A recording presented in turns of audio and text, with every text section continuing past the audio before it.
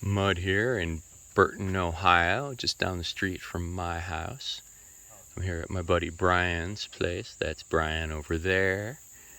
This is the straw bale and timber frame house that he's been working on for I think 3 years now. He's doing it himself as he has the money to do it. The walls are straw bale, and we're actually mixing up this clay subsoil here, soaking it to get the clay activated nice and mushy, and then mixing it up in my cob mixer and smearing it on the walls to protect these straw bales. This is what we got done today. It's coming along nicely, and I wanted to share with you the answer to a question I posted on the internet the other day. I was looking for a way to chop straw, because right now I'm buying chopped straw, and that's nice, it's handy. I can go to the Tractor Supply and buy chopped straw bedding. That works just fine, but it's a little expensive. It's about 12 bucks for a half bale. And it's not particularly small, and sometimes I want even smaller than this. I want like that little flake that's coming down. I want little tiny stuff for my finished plasters. So I was asking around if anybody had a recommendation for something to shred, and this is a leaf shredder. This is one that somebody had suggested, and somebody else had said, nah, they burn out. So I thought I would try this one, and I'm gonna fire it up and show you what it does here in a minute. But it's like a upside down weed whip. So the feed is kind of nice compared to just sticking a weed whip in a garbage can with a tarp over the top of it with a bunch of straw in there. I mean, you can do that, but the feed is actually kind of nice the way this is set up. It does take a weed whips type of line, and it eats through it pretty fast. I wanted to show you. And then you gotta stop and unhook it and put another one in, or put two more of them in.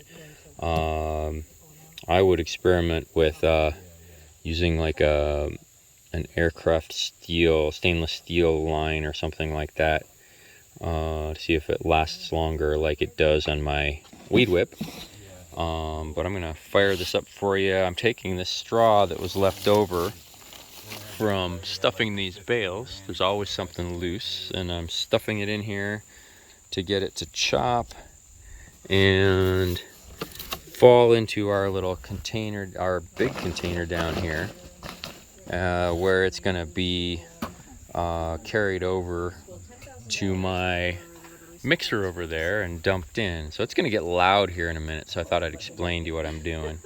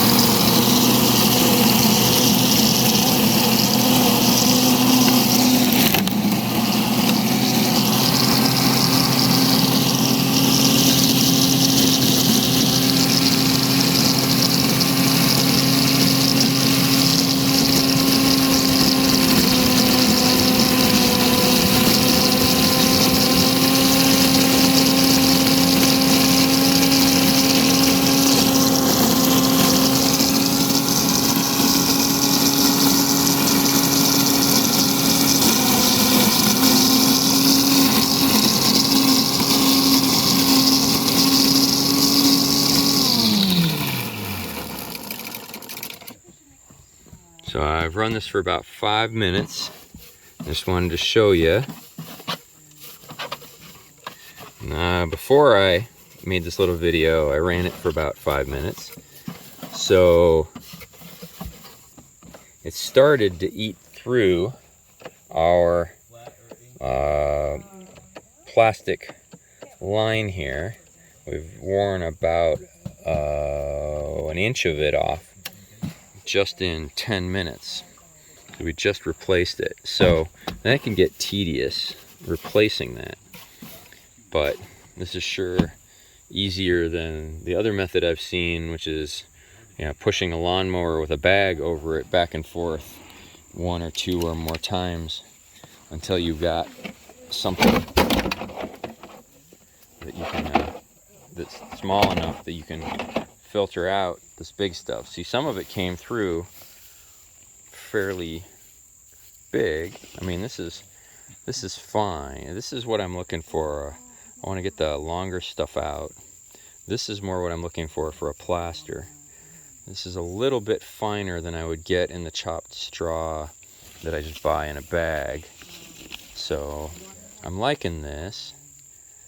Now, if you've got the money for it, a hammer mill for making feed would chop this up really fine, really quick.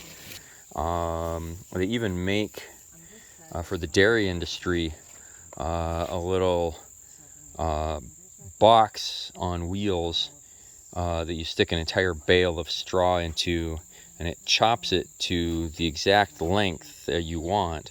I mean, as little as like that or longer, and you just walk down with this thing on wheels or shoot it at the pile you want, and make a fantastic load of chopped straw all at once.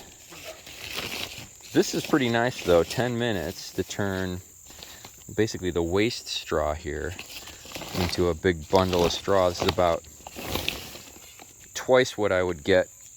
So this is about $25 worth of chopped straw pulled out of the garbage bag there, using this in about 10 minutes. So I'm not sure. I've been warned that it's easy to burn these out if you put too much in at a time. You can see what we're doing here. We've been plastering, and these little black plastic straps are going across each of the studs and being buried in the first layer of clay plaster to help it not crack where it goes over wood, which is a different surface, different expansion and contraction than the cob over the straw bale. So over here's my mixer, and I've been putting in 3 half buckets of that wet clay in top here, and a splash of water, and about 1.5 buckets of this stuff, and then letting it beat up for 5 to 7 minutes, and then putting it out into our little buckets here. That's the leftover goobers from last time. And this is that straw is all just beat up into there so you can hardly see it. It really works great. If I got a bigger mixer, it would be harder to carry around in my Prius, and I would have to use gas power instead of the local indigenous extension cord. Even so, I have to use a bigger extension cord so I don't melt the wiring in my switch, which I have done a time or two. I could explain that, but it's a long story. But instead of more stories, I'm going to fire this thing up and make some more sticky, smeary cob out of that clay for this undercoat here. Keep these guys busy because they're just smearing it on, sometimes faster than I can get to it. So I gotta go back to work. Uncle Mud.